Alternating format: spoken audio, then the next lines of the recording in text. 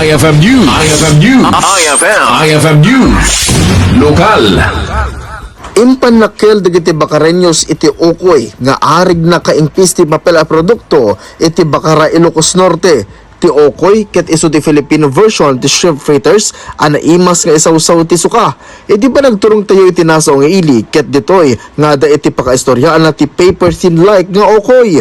Adan dagiti napagadal ni Nana Ana Ruth Castro gapo iti Okoy ken adon dagiti naipundar na. Ang nakasalbar ti amin nga problema ta na operarak ti diabetic ka iso nga anan di mag-amot ba si ti panagbento itata. Iso nga ni Apo Diyos ti number 1 kanya. Kan sipag at tiyaga. Nawan sipag maawan mati kwa iso nga inanano sakser. Naamuan ang makalutluto dati 3,000 ang hingganat 4,000 pieces a damandanon pa iti sabali a pagilian. Ibilang na daytoy a blessing gaputa iso tinabayagnan nga inkar kararag. Iti agdama ket inget pigsa ti Okoy ni Nana Ana Ruth nga iso ti Patok kadagiti ubing babakit man ken lalakay adaman ngipin na wenno awan. Para iti IFM News, ay Dolores Martinez, Tatok, IFM.